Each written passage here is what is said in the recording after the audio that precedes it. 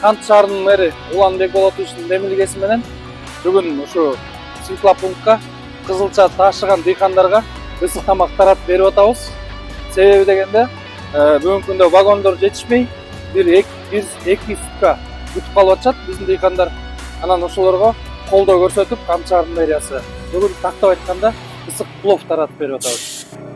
Elingdin geleceğin bugün oylun, al üçün mekeninde suyup oygun, jеңишке жете алабыз еңсеп жүргүн, элиңде жан дүйнөңдү кенен койсуң, тар жолдо тайгаланса канча жаның, багыттан алга деген чарчабагын, кырылбас ар кадамда коштоп жүрөт, кыялды максатыңды таштабагын, эртең кеч бүгүн азыр ойгонуп, элиңдин келечегин ойлон, түшүнсөң жаңы күндүн таңы сен, алың журуп колдоп турат баары тең.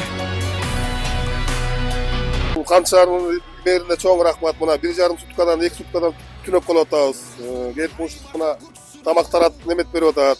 Ысык тамак берип, шофурлар эме болбосун деп. Чоң рахмат.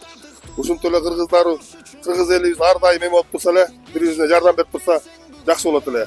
Чоң рахмат дагы бир жолу. Чоң рахматыбызды айтабыз. Кыргыздын айбаты күрсүрү болгон, кайтпаган ата бабам улуу жолун, тартыктуу урпак болуш үчүн анда, эртең кеч болуп билсең бүгүн ойгон, жетпейсиң бийиктерге үмүт түссүң, канча жан өлкө үчүн